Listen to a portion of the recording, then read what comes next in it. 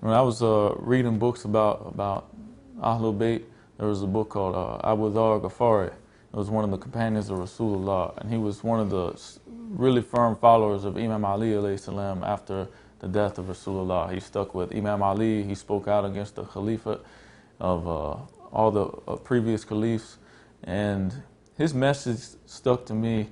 It was because before he took his shahada, he was living a life of crime. He was a highway robber, and he used to rob all the people that came across the path. His tribe was like fierce. Everybody feared them, and nobody wanted to go that way because his whole tribe were like bandits. You know, they lived on the street and they robbed people.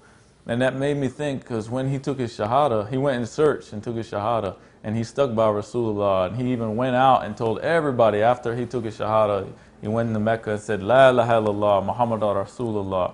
And he did it, and they beat him.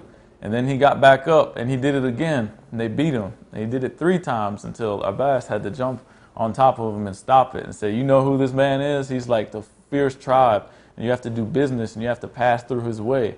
He said, you don't want to do that. Rasulullah told him to leave. So to leave and go back to his tribe, you know, come back later. So when he went back, he taught his whole tribe, and everybody converted to Islam. So he came back, and everybody was Muslim. And later he said that there was no man more truthful under the sky than Abu Zar. So I looked at him, I was like, look, he lived this way, and then he changed and became one of the most truthful people, one of the best of people. He went from somebody who would rob you to somebody who was the most truthful, you know, the best, one of the best people. And he stuck by Imam Ali alayhi salam. So what made me look at that was like, if he can change, and I looked at his transformation and how he changed, and then I said, hey, if he can change, if somebody can change like that, then that allowed me to see a window, you know, like an open light for change, that I could do the same thing.